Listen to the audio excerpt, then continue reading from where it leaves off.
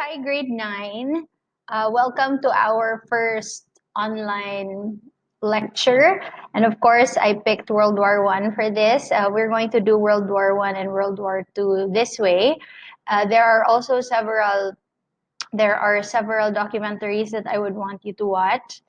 And I'm still trying to find time to watch the documentaries and make worksheets for you. But anyway, this will not be a super detailed lecture on the entirety of World War One because that will take so much time. But this is kind of like what is necessary for you to understand what World War One was about. Okay, so first things first, when World War One erupted, it was not called World War One because they did not know that there would be a World War Two. Okay, it's not like they were like, okay, this is part one. We're gonna have part two eventually. They did not know that there would be a bigger war later in the future. So when World War One happened, it was not called the World War One, but it was called the Great War. Okay, because it is the first time that the war was more or less spread all throughout the globe, involving most of the superpowers of the time. And it was really unprecedented. It was really something that shocked many of the nations. They did not know that it would ever happen, but then there they were. Okay, so we will discuss, I think for part one, this will be part one. Is the camera angle weird?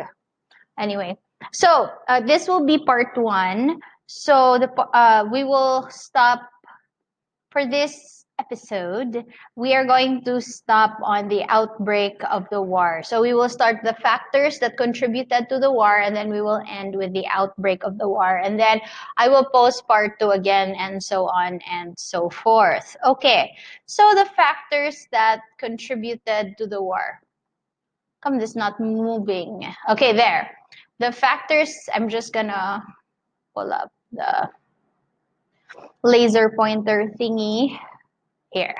Okay, so the factors that contributed to the war. Okay, so the first major factor that contributed to World War One is the formation of alliances. I often tell my class that it's very strange that the formation of friendships is the one that kind of brought about a major war, but then lo and behold, that is really the case. I'm very annoyed that that arrow is there and that I was not able to put the proper animation. But anyway, so the formation of alliances was one of the major reasons for the eruption of World War One. Now, there were two alliances that formed, and that was the Triple Alliances and the Triple Entente. Okay, so the Triple Alliance and the Triple Entente. So these were opposing alliances. So it was mainly the Triple Alliance versus the Triple Entente, and eventually this formation of alliances led to so much hostility. So it's kind of like a faction. Like, can you imagine if your class broke up into two alliances and one alliance was kind of against the other? So that would eventually erupt into something catastrophic. So that is what happened in the case of the world during this time. Okay, so let us discuss these alliances. The first is the Triple Alliance, which eventually became the Central Powers. Okay, so the Triple Alliance, which eventually became the Central Powers. Now, this was begun, kaning Germany, una-unahon yun ni. So Germany was the one that began not really World War One yet, but they were the ones that began the Triple Alliance. And it was begun in 1882 under the leadership of Otto von Bismarck. Okay, Otto von Bismarck was this man who believed, and we're going to talk a little bit more about the life of Otto von Bismarck, but he formed alliance because he believed in strength in numbers. He did not believe in being alone in he did not believe that you could be a powerful nation at this point if you were alone. He believed in strength in numbers. So he said, okay, Austria-Hungary and Russia, let's be friends. Okay, not Italy and Austria-Hungary. Now, I say Austria-Hungary because these two nations were united. They were united under one kingship. It was Austria-Hungary. It was like the Austro-Hungarian Empire. Okay, so Austria-Hungary, Italy, and Germany in 1882 formed an alliance. Okay, now what is an alliance in this case? An alliance is kind of like a buddy system. They're like, okay, if someone messes with you, they mess with us, or something like that. Okay, now in 1887, this was 1882, the three original, and then in 1887, Russia joined, which was kind of bad for the Triple Alliance because Russia weakened the Triple Alliance because Russia and Austria-Hungary hated each other. They did not really get along, but Russia felt like, they should join this alliance because what if they'll be alone and they won't have friends? So they were starting to recruit already because their main threat was Great Britain. Okay, they were really scared because Great Britain was dominant during this time. This was coming out of imperialism in Asia, right? And you know that Great Britain owned pretty much almost everything in Asia. So they did not want Great Britain to overpower any of them. So they were like, okay, let's form this alliance so that we will not be overpowered by Great Britain. Now, as I said earlier, we're going to talk about Otto von Bismarck. I'm just gonna move my chat, oh, not that chat head, but what do you call this? Bubble. Um, so that's Otto von Bismarck over there, very strict looking man. Like he's not the kind of old man, like he kind of looks like before Russell in Up changed Mr. What's his name? Basta he was so grumpy and all of that. Okay, now Otto von Bismarck was actually the Prussian prime minister and foreign minister under King Wilhelm the First. Okay, King Wilhelm the First, because later we're going to discuss Wilhelm the Second. So this is King Wilhelm the First. Okay. He opposed liberalism, he mistrusted parliaments, and he sought to strengthen the power of the king. So Otto von Bismarck was a very hardy guy. Okay, he was not someone nga murag ganahan siyang, okay, what about the people? Okay, but he was like, he believed that Germany, Prussia, Germany, I know you don't know what Prussia is anymore because Prussia was actually dissolved. It used to be a powerful kingdom, but it got dissolved. So they were like, Germany should be united, Germany should be strengthened, and all of that. We should focus on Germany. We should really focus on our development. So that is Otto von Bismarck. That is why he started the Triple Alliance, because he was like, yeah, and one way to strengthen this is to have alliances, because in case Great Britain does something to us, at least strength in numbers. Okay, now this is a quote by Otto von Bismarck, which shows really who he is as a leader. Not through speeches and majority decisions are the questions of the day decided, but by blood and iron. So see, Otto von Bismarck, strengthening of Germany, let's be stronger, let's be more aggressive, blood. Let us have advanced weaponry, iron. So let's really strengthen Germany so they will be afraid. Okay, they said we have to build Germany up because we're playing catch up. We're not dominant at all. And I'm sure you'd notice this because I think when we were talking about nationalism in France, nationalism in everywhere, Germany was not even part. They were like confederations, but there was a prince here. It was like they were still in the Middle Ages for a very, very long time. So now Otto von Bismarck is like, di na ni pwede. We really have to do something. Now that was under Wilhelm the First, which was very supportive. Now let's go to Kaiser Wilhelm the Second. This is Kaiser Wilhelm the Second with a groovy mustache. I just, this is coming back. Like I actually see some people on TV shows with mustaches like that, and it's becoming a fashion again. So I did not expect that to come back, but it's here now. Kaiser Wilhelm II, when he inherited the throne from Wilhelm I, he did not like the style of Otto von Bismarck. It was like, what do you mean focus on Germany? You know how we make Germany strong, not by isolating ourselves and building blood and iron, expand. We should get more territory. Kanigyo territory. Let's participate in this new uso thing called imperialism. So Kaiser Wilhelm II was like that. No, Otto, you're so old-fashioned. Like you're so old-fashioned, you're living in the past. You should try to live in the future, and the future means imperialism. So he did not like Otto von Bismarck. Okay, he wanted to drive Bismarck away. Okay, now under Kaiser Wilhelm, he decided pag yun nga murag kana bang Russia ba samok lagi ng Russia to in the Triple Alliance. Russia's the weak link. Cut them off. Cut Russia off, and let's just strengthen our alliance with Austria-Hungary. So they actually kicked Russia out because of apparent weakness. And of course, kinsagoy di malain ana. So Russia was like, fine, then I'm gonna find my own friends. I'm going to pick my own friends. And Russia did. Because around this time, the Entente Cordiale or the Triple Entente or the Allied powers was starting to form, okay? France, which is situated right below Germany, was starting to get scared. They were like, kadiyot ha, murag kuyaw lagi ning Germany lagi. I feel like Germany is going to be aggressive really, really soon. And I'm being suspicious. It's France. Now, France was like, Russia, do you hate Germany? Mm-hmm. Okay, let's be friends.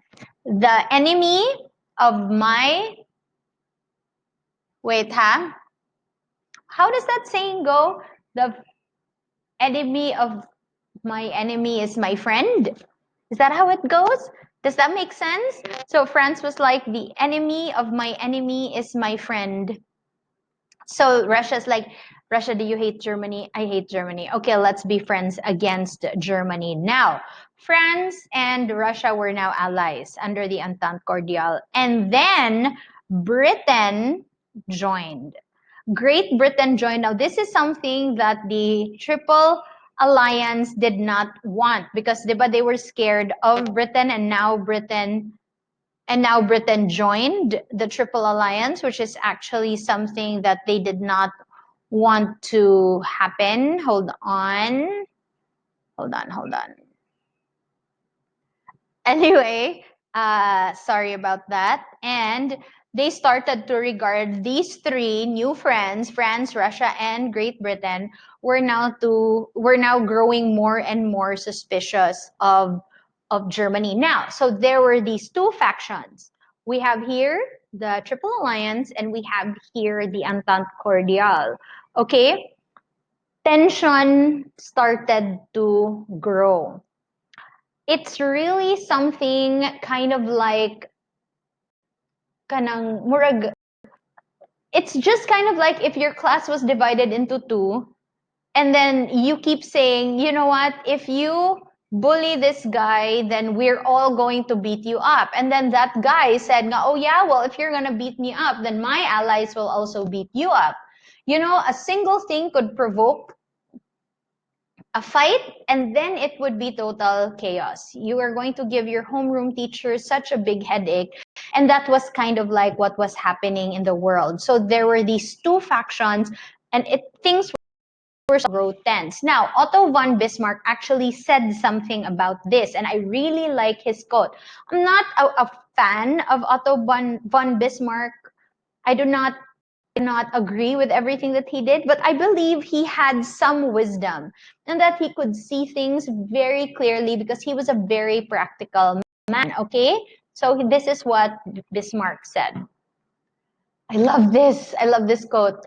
the great powers of our time, meaning those two alliances, are like travelers, unknown to one another, whom chance had brought together in a carriage. So this is what he said. It's like that there were strangers who were traveling together in a carriage. They watch each other. And when one, that's supposed to be one, that's a typo there, and when one of them puts his hand into his pocket, his neighbor gets ready, his own revolver in order to be able to fire the first shot. So when maybe that one stranger gonna put his hand inside his pocket, maybe to get bubble gum or something, but then once the hand went inside the pocket, the other stranger put his hand inside his pocket to touch his revolver because in case unsay mahitabo, if the other guy is taking a revolver, also at least he gets to fire the first shot. So Otto von Bismarck, who was fired actually, felt the tension, okay? He knew that just one trigger could cause a chain reaction. I'm going to show a GIF. Usually showing a GIF or a GIF, I don't know, GIF, causes kind of like slowing of my video, but look at that. It's so cool. I thought it was a cheesecake at first, and then it wasn't. But look at that reaction. One little spark, and it causes the whole thing to ignite. It was kind of like the alliances were setting down these matches, and they were just waiting for one spark to ignite everything. So, and that spark is what we are going to discuss later. Okay, that's just the first reason, that's just the first factor that contributed to the beginning of World War I. The second factor is militarism. Now, this is the definition of militarism. It is the attitude of a powerful class of military leaders who glorified war and urged a constant buildup of weapons and armed forces.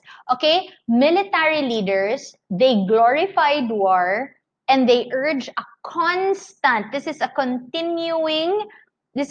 an adverb that suggests continuing, okay? A constant buildup of weapons and armed forces. That is what militarism is. When a country starts to spend huge amounts of money for the military, if a country keeps increasing in size, wait, where's Chanel? Oh, she's sleeping. So cute. Okay. When the government spends most of its money in weapons, in advancements of weapons, so the scientists are not looking for vaccines or whatever. Most of the scientists were paid to, how do you make this more deadly? How do you make this weapon more deadly? How do you when the generals keep coming up with strategies, like defensive strategies, like they would like, okay, meeting, and then what they would meet about is like, oh, how's your son? How's your wife? They just be, okay, if we get attacked from the north, what do we do? If we get attacked from the south, what do we do? If Germany attacks us, what do we do? So the generals keep trying to come up with defensive strategies, although I believe that some countries came up with offensive strategies also. It was not just defensive strategies. So militarism, an increase in militarism, decreased diplomacy. You know what diplomacy is? Okay, when militarism increased, diplomacy decreased. They want to deal with other in a diplomatic way. Because, if one country would be like, oh, sige gyud. Awaya gyud ko because we have a big army. How many how many soldiers do you have? I have 1 million soldiers. Oh, yeah? Well, I have 1,100,000. Oh, yeah? Ala, so grabe na gid kaayo. They were really, some countries were even giving awards to women who could bear sons so that the who could be future soldiers. It's really crazy. Germany. Anyway, nationalism. Okay, nationalism is the third reason now. Nationalism has always had a positive connotation, right? I mean, when you say that you're a nationalistic person, then that's a positive thing. But when nationalism becomes too much, When you love your country to the point that it's already not love anymore but idolatry, then it becomes something weird. Nationalism is not nationalism anymore. It's like your country becomes your idol. You're starting to worship your country. You think your country is the best. All other countries suck, and you want your country, you want your race, you want your nation to be the only nation, the only race in the world. Then that's a very dangerous thing. An example of this is the greater Serbia dream, the dream of a greater Serbia. Now, Serbia, according to historians, at this point was the most nationalistic country. Okay? At this point. Now, you were like, ha, Serbia? Wa mo gana sila appeal sa alliance? That's true because they were not powerful.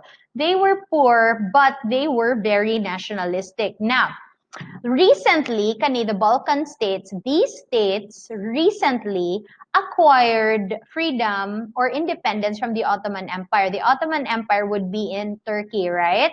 Now, recently they acquired independence in 1878. Now, so when they were free, they were like, yay! The Slavs in Bosnia and Herzegovina, Slavic race man sila here. They were called the Slavic race.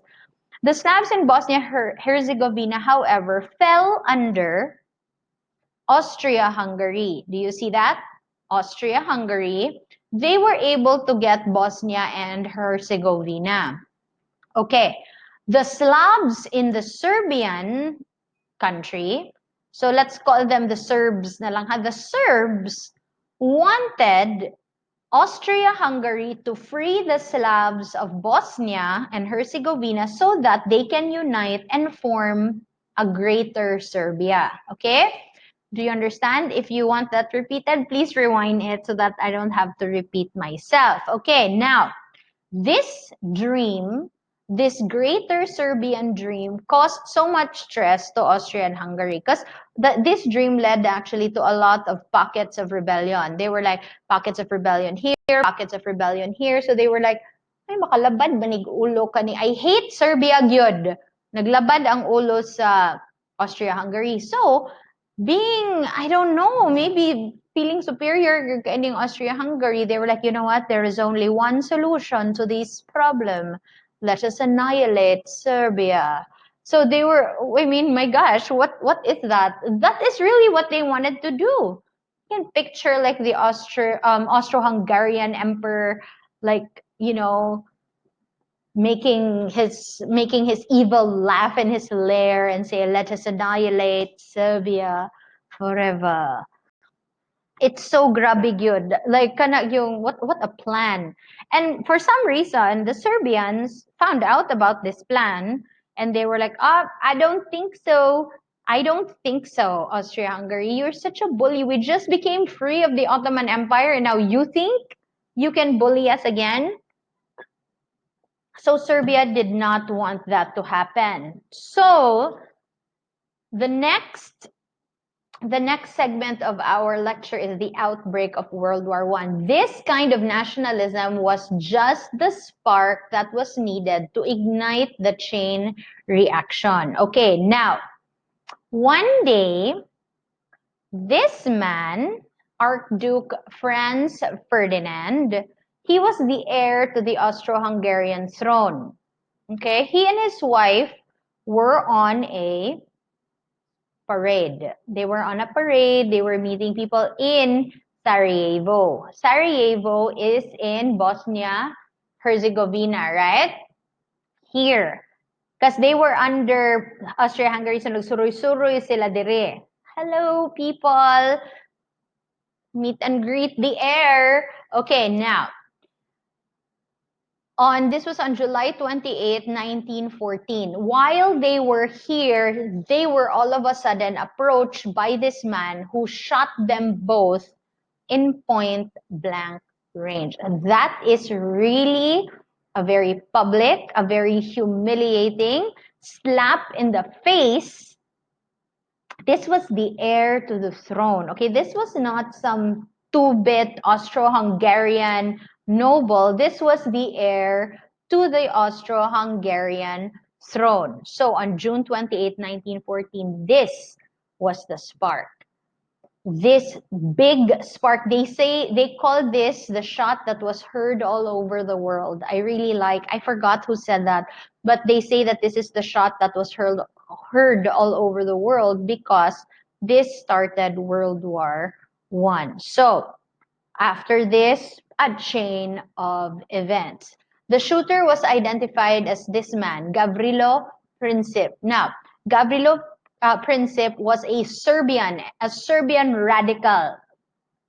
radical Serbian nationalist who was part of the Black Hand, kind of like the Katipunan of Serbia. He was a part of that, and he was a member of the Black Hand, and he was the trigger man. Gavrilo Princip was the one who shot Archduke Franz Ferdinand and his wife. I think her name was Sophia.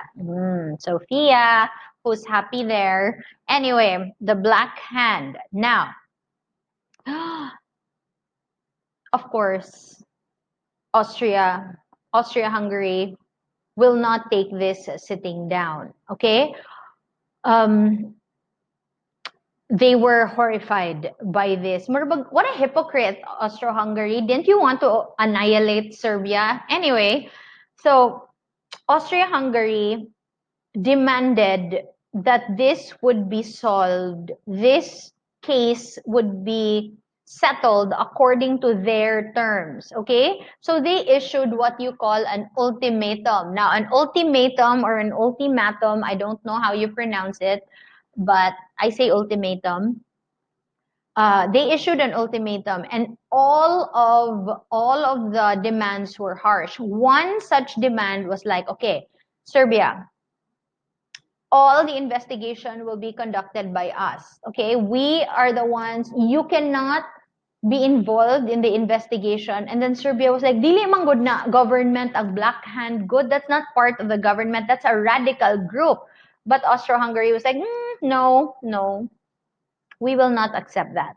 We are not going to accept that. We are going to handle all investigation. So the Serbians were like, kalisod, that's gonna be unfair. Plus, Austria-Hungary, not only will we handle the investigation, but we are going to command you to stop all anti-Austro-Hungary propaganda. You cannot say bad things about us. You cannot say negative things about us. You are going to have to say that we are the best all the time. And stop this great Serbian dream. Stop it. So the Serbians were like, or are you like, what's gonna happen if we are not going to do your ultimatum? And they said, then we attack you. It's just for justice. Oh my. So Serbia was like, oh my gosh. This is kind of like where the complication starts. Look at this. Let's read this newspaper. Most must answer in 48 hours. So after the ultimatum was issued, Serbia had to answer in 48 hours regarding her part in Archduke's murder. Yung ra ba gyud ang Serbia? Oy nga, the Black Hand is not a Serbian government. That's kind of like, that's a non-government thing. So why are we being punished for that? Troops ready to move. See, so Austria-Hungary was like, if you do not answer the ultimatum in 48 hours, we will attack you. Ultimatum is approved as a means of stamping out anti-Austrian plots. Serbia was like, okay, fine. We accept the ultimatum, except one. Because it's really unfair if you handle all investigations, Austria. But Austria was like, nope, not good enough. Prepare for war. Sayon-sayonon Manila, no? Sayon-sayonon yun nila. And so the Serbians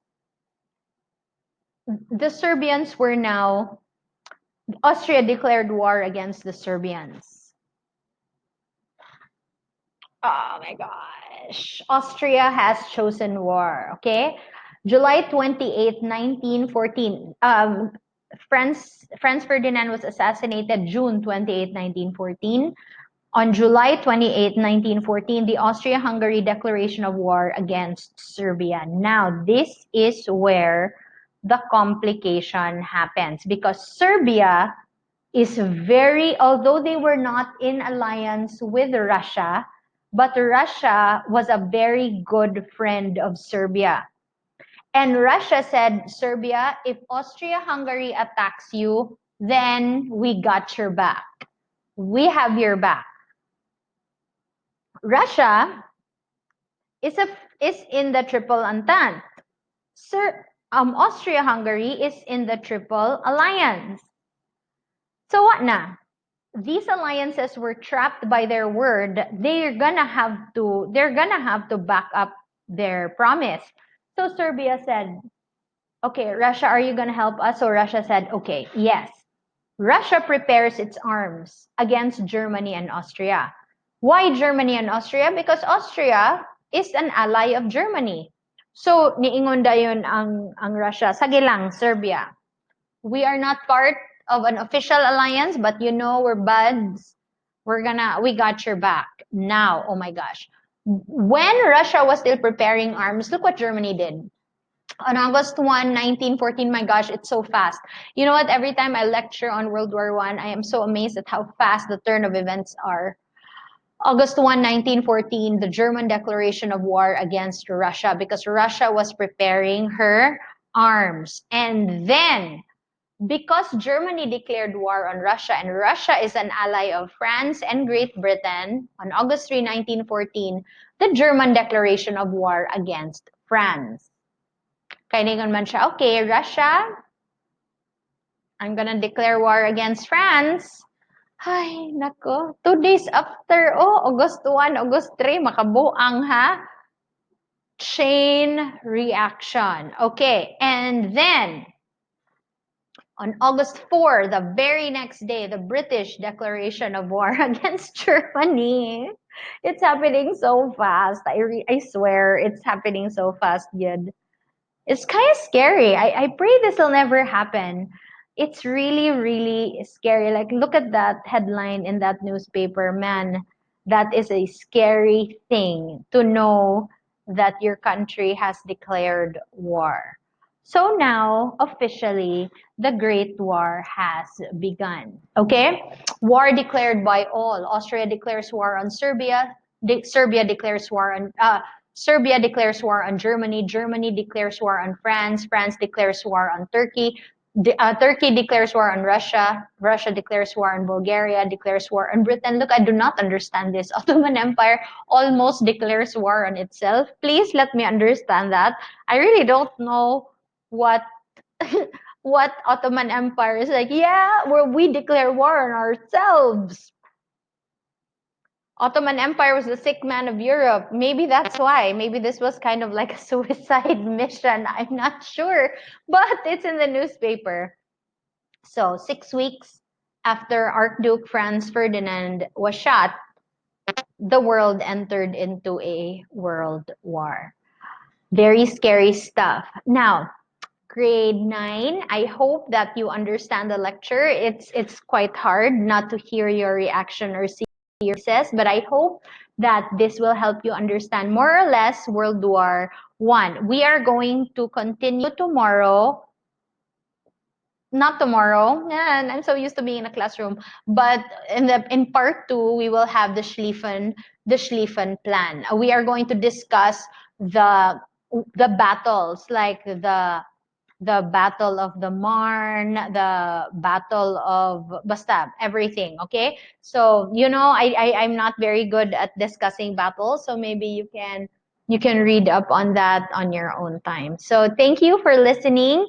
Don't forget to click mark as done when you are done with this lecture.